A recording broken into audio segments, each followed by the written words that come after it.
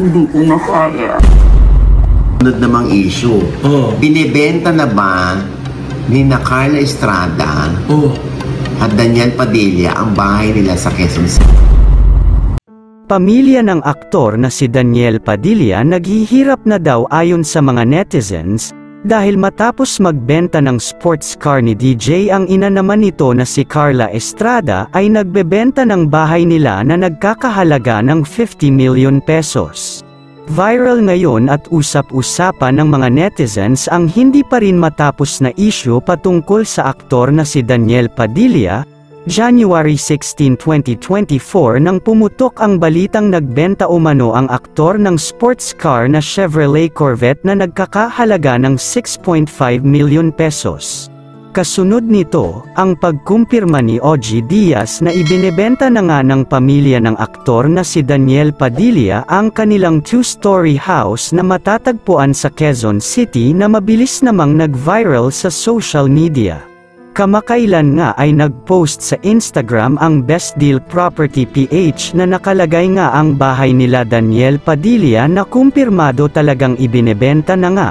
Doon ay nakalagay nga ang elegant owner's built house for sale near Commonwealth, Quezon City. 500 square meter ang lot area nito, two-story house, may 6 na bedrooms, 6 na bathroom at may 5 hanggang 6 na kotse ang pwedeng igarahe sa garage nito. At marami pang iba na talaga namang kagigiliwan ng mga nais bumili nito. Ito'y may nakakagulat din na halaga, ibinibenta kasi ito ngayon ng 50 million pesos. Malaking katanungan pa rin sa mga netizens kung bakit ibinibenta na ito ng ina ni Daniel Padilla matapos din itong magbenta ng milyong halaga na sports car.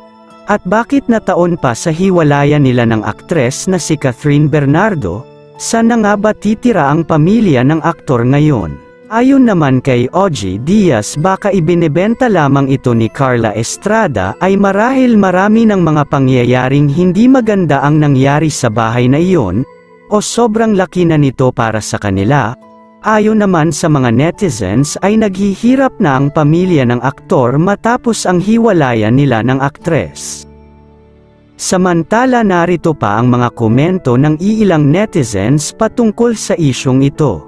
Wala na career anak niya, naghiwalay na kasi sila ni Catherine, lesson learned din minsan sa mapagmataas yan, babae pa more, sayang pinapaguran o may share si Catherine sa bahay na yan siguro. Sakit-sakit Daniel, si Alden naka-love team ni Kath. Gusto na nila magkaroon ng peace of mind, tahimik na buhay at walang intriga. Kayo mga ka-showbiz, anong masasabi mo patungkol sa videong ito? Mag-iwan ng komento sa ibaba. Maraming salamat po sa panunood.